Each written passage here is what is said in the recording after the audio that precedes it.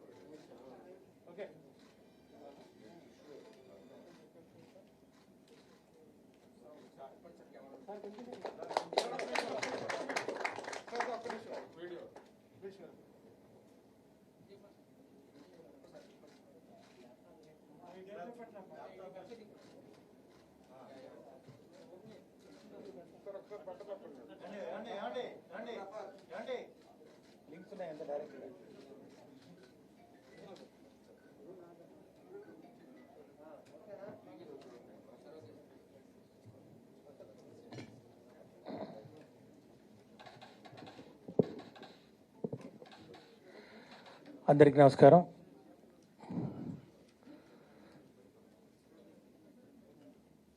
గౌరవ principal secretary గారు for school education Rajasekhar గారికి,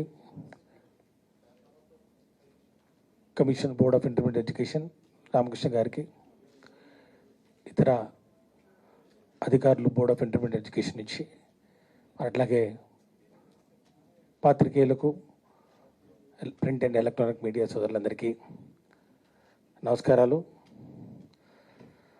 ఈరోజు నిజంగా ఒక చారిత్రాత్మకమైన రోజుగా నేను భావిస్తూ ఉన్నాను. ఈ కోవిడ్-19 కంటైన్మెంట్ ఉన్న పరిస్థితుల్లో ముఖ్యంగా ప్రజా జీవితం అతలాకుతలమైపోయి అస్తవ్యస్తమైపోయి మరి ఇబ్బందులు పడుతున్న పరిస్థితుల్లో అన్నీ ఆలస్యంగా నడుస్తున్న ఈ నేపథ్యంలో ఈరోజు విద్యాశాఖ నుండి మరి ముఖ్యంగా ఇంటర్మీడియట్ బోర్డు నుంచి ఇంటర్మీడియట్ ఫలితాలు మార్చ్ 2020లో నిర్వహించినటువంటి ఇంటర్మీడియట్ పరీక్షా ఫలితాలు అందరికన్నా మరి సెక్రటరీ గారు చెప్పినట్టు దేశంలోనే బహుశా ప్రప్రథమంగా ఈ యొక్క ఫలితాలను అన్ని సవాళ్లను అధిగమించి ఈరోజు ఫలితాలు వెల్లడించడం అనేది నిజంగా రాష్ట్ర ప్రభుత్వం మరి ముఖ్యంగా గౌరవ ముఖ్యమంత్రి వర్యులు శ్రీ వైఎస్ జగన్మోహన్ రెడ్డి గారి నాయకత్వంలో ఏ విధంగా ఈ కోవిడ్ మహమ్మారిని నియంత్రించి దేశంలోనే ఆదర్శంగా నిలిచినటువంటి పరిస్థితుల్లో వారి మార్గదర్శకంలో వారు చూపించినటువంటి మార్గంలో నడుచుకుంటూ వారు ఇచ్చినటువంటి ధైర్యంతో ఒక ఆత్మస్థైర్యంతో ఈరోజు విద్యాశాఖలోని అందరు అధికారులు సమష్టిగా పనిచేసి ఈరోజు ఈ యొక్క ఫలితాలను వెల్లడించడం జరిగిందని చెప్పి కూడా తెలియజేసుకుంటా ఉన్నాం. నిజంగా వాస్తవానికి వస్తే ఈ యొక్క ప్రయాణంలో అనేక సవాళ్ళను ఎదుర్కోవడం జరిగింది. పరీక్షలు అయితే నిర్వహించుకోవడం జరిగింది. ఇందాక కమిషనర్ గారు చెప్పినట్లు సుమారు 10,64,000 మంది విద్యార్థులు పరీక్ష రాయడం, 60 లక్షల పేపర్లు మరి దాన్ని వాల్యూ చేయాల్సిన పరిస్థితి. మరి వాల్యుయేషన్ మొదలుపెట్టిన వెంటనే మనకు లాక్డౌన్ రావడం, ముఖ్యంగా 19 మార్చిన వాల్యుయేషన్ మొదలు పెడితే 23వ తారీఖున మనకు లాక్డౌన్ మరి ప్రకటించడం జరిగింది కేంద్ర ప్రభుత్వం. అంటే పట్టుమని 4 రోజులు కూడా నడవకముందే లాక్డౌన్. ఇక ఎప్పుడు మరి నార్మల్ లైఫ్కు వస్తుందా అనేది మరి ఇట్ ఈస్ ఎనీబడీస్ గెస్. ఇలాంటి పరిస్థితుల్లో తిరిగి మళ్ళా లాక్డౌన్ 11వ తారీఖున మళ్ళా కమెంట్స్ అయిన పరిస్థితి మనం చూసాం. మరి ఆ రోజు నుంచి మరి లాక్డౌన్ తర్వాత ఈ యొక్క వాల్యుయేషన్ను స్టార్ట్ చేసుకోవడం జరిగింది. సుమారు 25 రోజుల పాటు, అంటే 11 మే నుంచి 6 జూన్ వరకు 25 రోజులు, లాక్డౌన్ ముందు ఒక 4 రోజులు, అంటే సుమారు ఒక నెల రోజుల పాటు ఈ యొక్క కార్యక్రమాన్ని ఎలాంటి ఇబ్బందులు లేకుండా నిర్వహించాల్సిన మరి పరిస్థితుల్లో 100% అనుకున్న ప్రకారం ఈ యొక్క స్పాట్ వాల్యుయేషన్ కూడా నిర్వహించుకోవడం జరిగింది.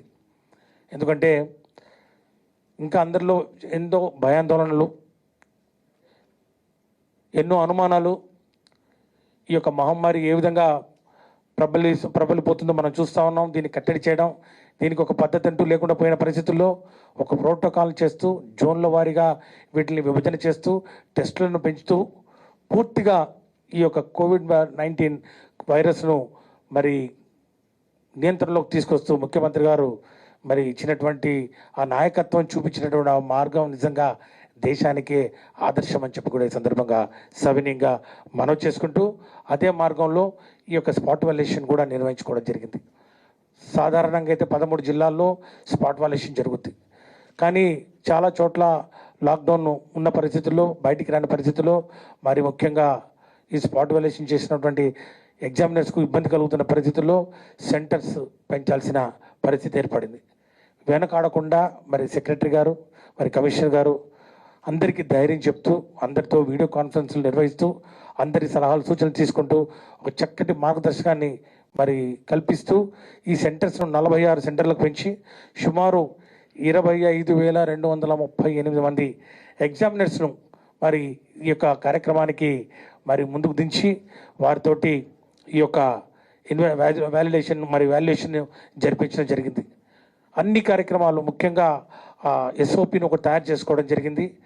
ఏ విధంగా ఈ ఎగ్జామినేషన్ సెంటర్స్ను మరి నిర్వహించాలి, ఏ విధంగా రోజు మరి మార్నింగు ఈవినింగు శానిటైజేషన్ చేయాలి, ఏ విధంగా థర్మల్ స్కానర్స్ తోటి టెస్టింగ్ చేయాలి, శానిటైజర్స్ని పెట్టాలి, ప్రతి ఒక్కరికి మాస్కులు అందించాలి, మరి అట్లాగే అక్కడ పనిచేస్తున్నటువంటి సిబ్బందికి గ్లౌజ్ ఇవ్వాల్సిన పరిస్థితి ఉంది. మరి ఇలాంటి అన్ని ప్రికాషన్స్ ఏ ఒక్కటి కూడా విడిచిపెట్టకుండా, ఎక్కడ ఆలస్యం కనిపించకుండా పరిపూర్ణంగా ఈ యొక్క ప్రోటోకాల్స్ ఏవైతే కేంద్ర ప్రభుత్వం వారు, ఆరోగ్య శాఖ వారు, అట్లాగే హోమ్ మినిస్ట్రీ వాళ్ళు ఇచ్చినటువంటి ప్రోటోకాల్స్ అన్నింటినీ తూచా తప్పకుండా పాటిస్తూ 25 రోజుల పాటు ఈ యొక్క స్పాట్ వాల్యుయేషన్ నిర్వహించుకొని ఈరోజు ఈ యొక్క ఫలితాలు వెల్లడించడానికి మరి కార్యక్రమాన్ని మరి పూర్తి చేసుకోవడం జరిగిందని చెప్పి కూడా నేను మనవి చేస్తూ ఉన్నాను. మరి రాబోయే రోజుల్లో కూడా ఖచ్చితంగా ఈరోజు ఇంటర్మీడియట్ బోర్డు ఏ విధంగా అయితే స్పాట్ వాల్యుయేషన్ నిర్వహించి మరి రాబోయే రోజుల్లో మరి ఈ యొక్క అడ్వాన్స్ సప్లిమెంటరీస్ నిర్వహించబోతుందో ఇది ఖచ్చితంగా అందరికీ ఆదర్శవంతంగా నిలుస్తుందని చెప్పడంలో ఏమాత్రం సందేహం లేదని చెప్పి కూడా తెలియజేస్తూ ఉన్నాను. ఎందుకంటే ఇంకా చాలా చోట్ల పరీక్షలు నిర్వహించాల్సి ఉంది. 10వ తరగతి కానివ్వండి, మరి డిగ్రీ అండర్ గ్రాడ్యుయేట్ కానివ్వండి, పోస్ట్ గ్రాడ్యుయేట్ కానివ్వండి, చాలా చోట్ల అసంపూర్తిగా మిగిలిపోయినటువంటి పరీక్షల్ని ముందుకు తీసుకోవాల్సిన అవసరం ఉంది. మేము ఈరోజు ఇంటర్మీడియట్ ఫలితాలు ఈరోజు ప్రకటించడం ద్వారా అందరికీ ఒకటి తెలియజేయడం జరిగింది. అన్ని ప్రికాషన్స్ తీసుకొని, ముఖ్యంగా పనిచేస్తున్నటువంటి సిబ్బంది కానివ్వండి, అధ్యాపకులు కానివ్వండి, వారి యొక్క ఆరోగ్య భద్రత ప్రధాన అంశం ఈరోజు రాష్ట్ర ప్రభుత్వానికని తెలియచెప్పే విధంగా ఒక్క ఇన్సిడెంట్ కూడా మరి ఏది పాజిటివ్ కేసు లేకుండా పరిపూర్ణంగా నిజంగా దేవుడి దయ, మరి అట్లాగే మా నాయకుడు ముఖ్యంగా మా ముఖ్యమంత్రి గారు ఇచ్చినటువంటి ఆత్మస్థైర్యంతో ఈరోజు మేము ఈ యొక్క ఇంటర్మీడియట్ ఫలితాలని ప్రకటించుకోగలిగామని చెప్పి కూడా తెలియజేస్తూ, మరి ఈరోజు కమిషనర్ గారు చెప్పినట్లు అనేకమైన సంస్కరణలు కూడా చేపట్టడం జరిగింది. ఈ సంవత్సరం అధికారంలోకి వచ్చి ఏడాది పూర్తయిన సందర్భంగా ఈరోజు మేము గర్వంగా చెప్పగలం, విద్యాశాఖలో జరిగినటువంటి పెను మార్పులు ఏవైతే ఉన్నాయో, సంస్కరణలు కానివ్వండి, సంక్షేమ కార్యక్రమాలు కానివ్వండి, మరి ముఖ్యంగా మరి పారదర్శకత కానివ్వండి, నిజంగా ఖచ్చితంగా రాబోయే రోజుల్లో దేశానికి ఒక ఆదర్శంగా ఆంధ్రప్రదేశ్లో జరుగుతున్నటువంటి సంస్కరణలు ఖచ్చితంగా అందరి దృష్టికి వచ్చి రేపు అవి మార్గదర్శకంగా నిలిచి మరి దాన్ని అనుసరించే రోజు కూడా దగ్గరలో ఉందని చెప్పి కూడా తెలియజేస్తూ, ఇంటర్మీడియట్కి వస్తే ప్రధానంగా మరి సీసీ కెమెరాలు మరి వాడడం కానివ్వండి, మరి అట్లాగే ఈ యొక్క టెక్నాలజీని, సాంకేతిక పరిజ్ఞానాన్ని విరివిగా మేము వినియోగించుకోవడం జరిగింది. ఉదాహరణకు సెంటర్స్ను లొకేట్ చేసుకోవడానికి ఒక యాప్ను తయారు చేసుకోవడం జరిగింది. అట్లాగే know your seat in the examination hall అనే దాన్ని వెబ్సైట్ ద్వారా కూడా మరి చేరే విధంగా కూడా ఏర్పాటు చేసుకోవడం జరిగింది. ఇలా అనేక సంస్కరణలను మరి అమలు చేస్తూ మరి ఈరోజు ముందుకొచ్చి ఈరోజు ఈ యొక్క ఫలితాలను ప్రకటించడం జరిగింది. ఇక ఫలితాలకు వస్తే ఒక చిన్న అనాలిసిస్, ఈ యొక్క ఇంటర్మీడియట్ పరీక్షా ఫలితాలు 2020 మార్చిలో నిర్వహించిన ఆ పరీక్షల ఫలితాల మరి సమీక్ష ఒకసారి చూసుకుంటే, మొదటి సంవత్సరంలో ఫస్ట్ ఇయర్ ఇంటర్మీడియట్లో 5,07,230 మంది పరీక్షలకు హాజరు కాగా 3,05,60 మంది పాస్ అవడం జరిగింది. పాస్ పర్సంటేజీ మొదటి సంవత్సరానికి 59%.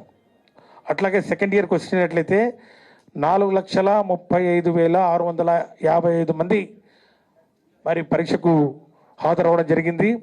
అట్లాగే 2,76,389 మంది పాస్ అవడం జరిగింది. Pass percentage 63%. దీంట్లో మరి బాలురు బాలికల మధ్యన మరి ఈ యొక్క అనాలిసిస్ ఒకసారి చూసుకున్నట్లయితే, గర్ల్స్కి వస్తే మరి ఫస్ట్ ఇయర్లో 2,57,619 మంది అపియర్ అయ్యారు. 1,64,365 మంది పాస్ అవడం జరిగింది. Pass percentage 64%. ఇది బాలుర కన్నా బాలికలు అత్యధికం. ఎందుకంటే బాలురకు వస్తే ఫస్ట్ ఇయర్లో అపియర్డ్ 2,49,611, పాస్డ్ 1,36,195 మంది. Pass percentage 55%. సో మొదటి సంవత్సరం బాలురు 50% మంది పాస్ అవుతే గర్ల్స్ 64%, అంటే 64% పాస్ అవడం జరిగింది. సెకండ్ ఇయర్కి వస్తే గర్ల్స్ 2,22,798, 2,22,798 మంది అపియర్ కాగా 1,49,010 మంది పాస్ అవడం జరిగింది. Pass percentage 67%. అట్లాగే బాలురకు వస్తే బాలురు 2,12,857 మంది అపియర్ అవడం జరిగింది. పాస్ అయిన వాళ్ళు 1,27,379 మంది. Pass percentage 60%. ఇక జిల్లాల వారీగా పాస్ పర్సంటేజీ ఒకసారి విశ్లేషించుకుంటే, top 3 districts: Krishna first year 70%, second year రిజల్ట్స్లో 70% మరి సాధించి మొదటి స్థానంలో ఉంది. అట్లాగే వెస్ట్ గోదావరి అండ్ గుంటూరు మొదటి సంవత్సరం 65% పాస్ పర్సంటేజెస్ తోటి రెండో స్థానంలో ఉండగా, సెకండ్ ఇయర్లో వెస్ట్ గోదావరి 71% తోటి రెండో స్థానంలో ఉంది. ఇక విశాఖపట్నం 63% పాస్ పర్సంటేజ్తో ఫస్ట్ ఇయర్లో మూడో స్థానంలో ఉంది.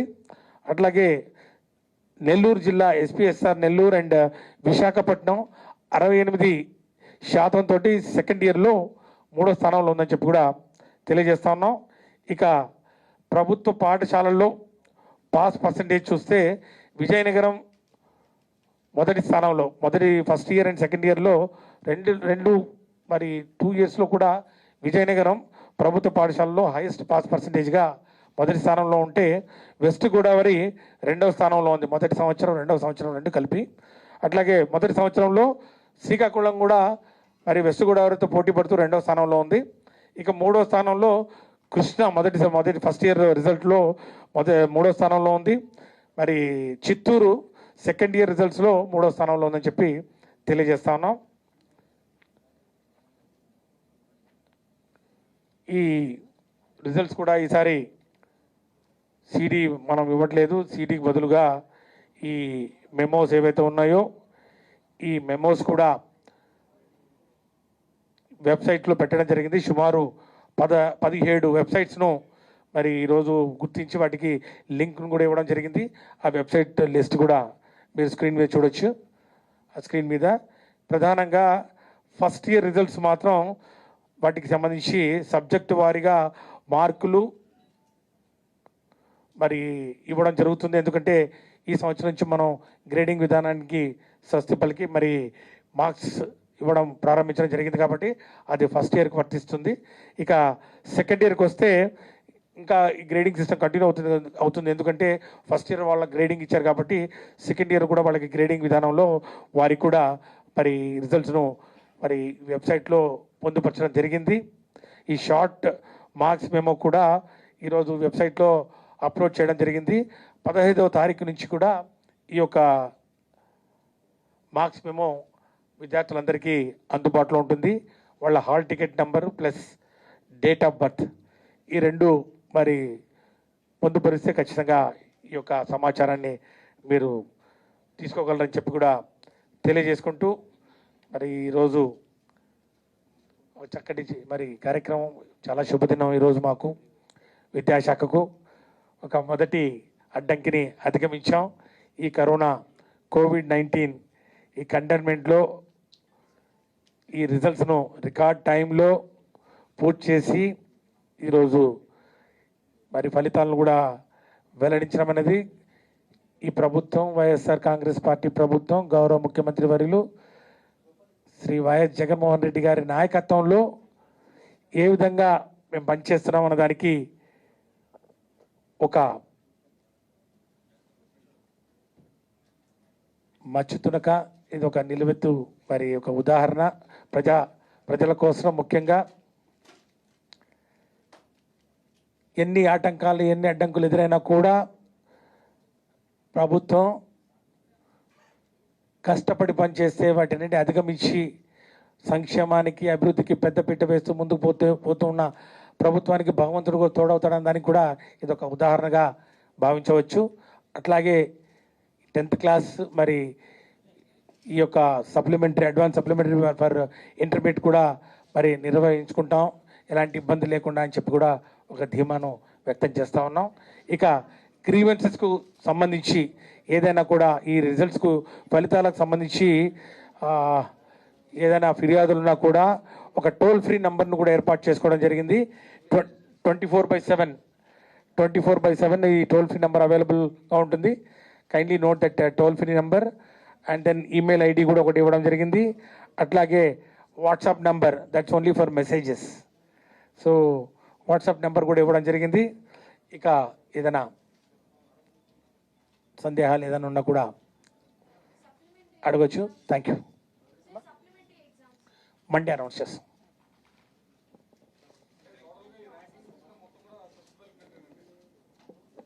అంటే ఇక రాబోయే రోజుల్లో అబ్సల్యూట్ మార్క్స్ సబ్జెక్ట్ వారికి ఇవ్వడం జరుగుతుంది. ఆల్రెడీ ఈ సంవత్సరం ఫస్ట్ ఇయర్కి ఇవ్వడం జరిగింది. నెక్స్ట్ ఇయర్ నుంచి కంటిన్యూ అవుతుంది. అలాగే ముందుకు వెళ్తాం.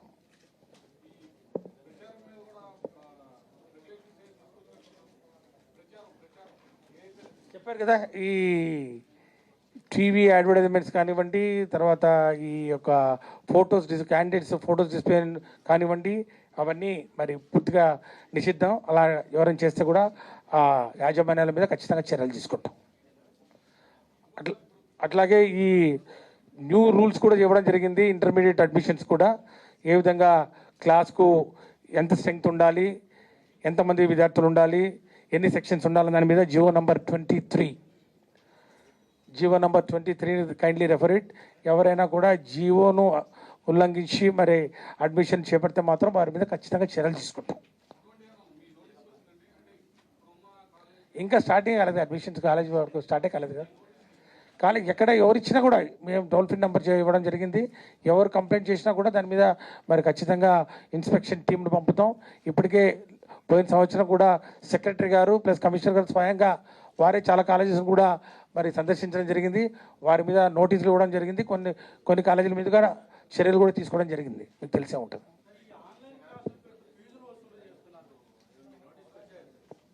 ఎక్కడైతే ఎవరైతే ఈ ఫీజులు ఏవైతే ఉన్నాయో వాటి మీద వాట్సాప్ కొన్ని మెసేజ్లు వచ్చాయి. మేము మరి సెక్రటరీ గారికి కమిషనర్ గారికి కూడా ఇవ్వడం జరిగింది. మరి చెప్తాను.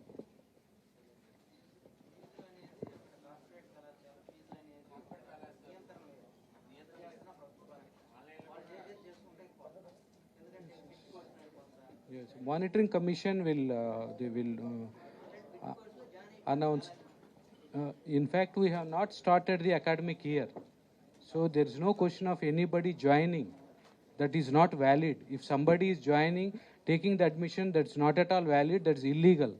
So when the academic year itself has not started, somebody cannot take the admission. That's what. That's మా not valid. దృష్టికి వచ్చింది కొంతమంది కార్పొరేట్ కాలేజీలు ఆన్లైన్ క్లాసెస్ తోటి క్లాస్ వర్క్ స్టార్ట్ అయిందని చెప్పడం జరిగింది. అది ఇంకా ఎస్టాబ్లిష్ కాలేదు. ఖచ్చితంగా దాని మీద మరి చూస్తూ ఉన్నాం. ఈ ఫీజులు కూడా మేము చెప్పడం జరిగింది. Regulatory and monitoring commission chairperson కూడా ఆల్రెడీ దాని మీద వారు ఒక పత్రికా ప్రకటన మీడియా ప్రెస్ కాన్ఫరెన్స్ కూడా పెట్టడం జరిగింది. ఎవరు కూడా ఈ 1 year ఫీజు వసూలు చేయకూడదు. కేవలం ఫస్ట్ క్వార్టర్ ఫీజులు మాత్రమే వసూలు చేయాలి. అది కూడా ఇన్స్టాల్మెంట్స్లో వసూలు చేయాలి. ఆ ఇన్స్టాల్మెంట్ కూడా ఆ ఇన్స్టాల్మెంట్కి మధ్యన గ్యాప్ కనీసం 45 days ఉండాలని చెప్పి వారు చెప్పడం జరిగింది. ఇంకా చాలా కంప్లైంట్ వచ్చినాయి. లాస్ట్ ఇయర్ ఫీజు ఎంత ఉందో అంతే ఫీజు వసూలు చేయాలి, పెంచకూడదు, ఫీజులు పెంపు చేయకూడదు అని చెప్పి కూడా చాలా స్పష్టంగా చెప్పడం జరిగింది. ఇప్పుడు రెగ్యులేటరీ అండ్ మానిటరింగ్ కమిషన్ చాలా యాక్టివ్గా పనిచేస్తూ ఉంది. వాళ్ళు చాలా ఇప్పటికే కొన్ని సూచనలు కూడా ఇవ్వడం జరిగింది. ఆ స్కూల్స్ మేనేజ్మెంట్స్ అంతా వాళ్ళ డేటా అప్లోడ్ చేయమని. ఖచ్చితంగా దాని మీద నిఘా పెడతాం. మరి దాని మీద పర్యవేక్షణ ఉంటుంది, నియంత్రణ కూడా ఖచ్చితంగా ఉంటుందని మాత్రం తెలియజేస్తాం.